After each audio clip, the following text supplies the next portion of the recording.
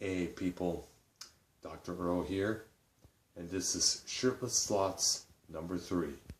Well, I mentioned in one of my other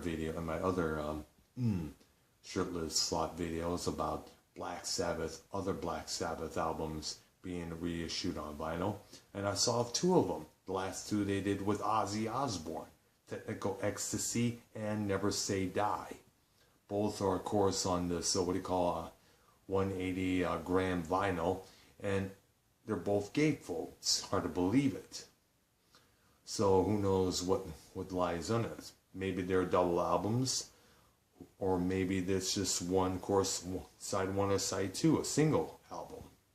Who knows? I'm glad they're doing this. Now, like I said, reissue the stuff they did with Dio, Gillan, Tony Martin, and some others as well.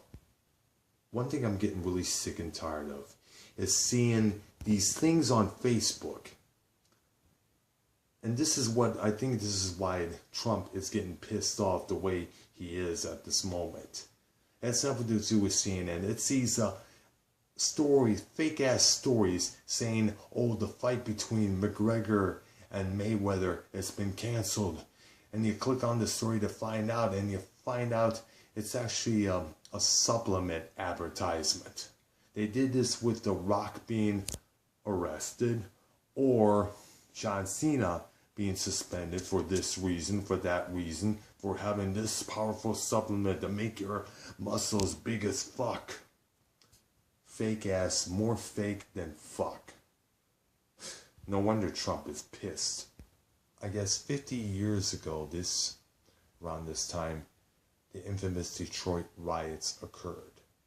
Apparently what it was is that it all started when a black man was shot by 2 white cops, and the city fucking erupted. Buildings were tarnished. No, take that back. Buildings were destroyed, set on fire. There were reports of the army going down there, down one of the freeways down to that area to take care of the whole mess. Over 300 people died. Very sad. Now, there has not been a riot in Detroit since that, but there's still that division between black and white. And I think it's time that division gets tore down. A lot of people harp on my old hometown, my old city of Detroit. But you got to give Detroit credit for 2 things. Number 1, back in 1992, when the LA riots occurred after the first Rodney King verdicts, few cities, including LA, I guess, I don't know if it was Chicago, but I was also told Toronto as well, erupted into riots. Detroit did not participate in any of those actions. There was talk. I was told not to go down to Detroit by my mom and dad. I did anyways. There was a band that bears a few bands playing at the Majestic Theater, which I checked out. And the streets were silent. There was nothing there. Nothing happened. There were patrolmen outside waiting just in case, but there was nothing there. So, props to Detroit for that. Props to Detroit for the second reason. Later on that same year, a man named Malice Green was beaten to death by 4 Detroit cops. Our own, the D's own Rodney King situation. It just occurred. It happened by Warren Avenue and 23 or 24. I think it was 24. Yeah, it's been a while since I visited that area. And the city of Detroit were up in arms over that. They were upset because now we have our own, now Detroit cops are going on off everybody. There were stickers saying, stop me, but don't beat me, and other shit. Basically, the 4 cops, thank goodness, got found guilty for all that. They're still serving time. Actually, 3 out of the 4. One was let off the hook. But apparently what it was is that it was frustration. But still, no matter how frustrated you get, you don't take a man's life. Now here's the cool thing.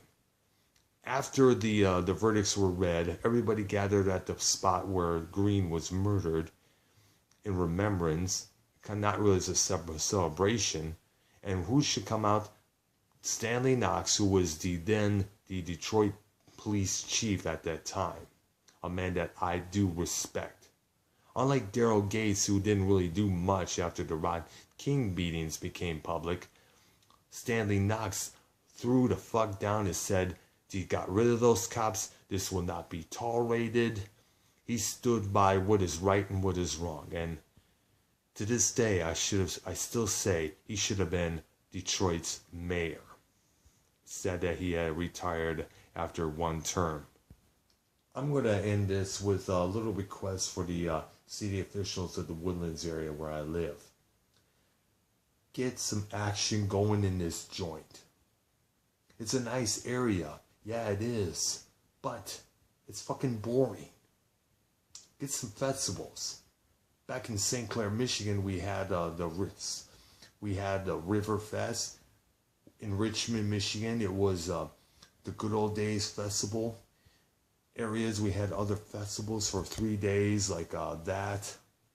The Stars and Stripes Festival in Sterling Heights now, where it was in the past, it was in Mount Clemens. You need some of that here. You also need a venue where people can come play. Not just cover bands or like they did at Chaps, but major acts as well. Kind of like a concert pub in this area. It would be cool. One more thing. In one of the comment section of my last videos, I noticed that there was this person that said, "Hey, if you're looking me to do some music, if you want to, I can set you up, I can fix your editing, such and such." And no, okay? If you're going to make a comment about what I said, not to advertise yourself. I think we've had enough of that, okay? Enough. I'm Dr. Earl. Subscribe to my channel. Thank you for watching. Rock on, people.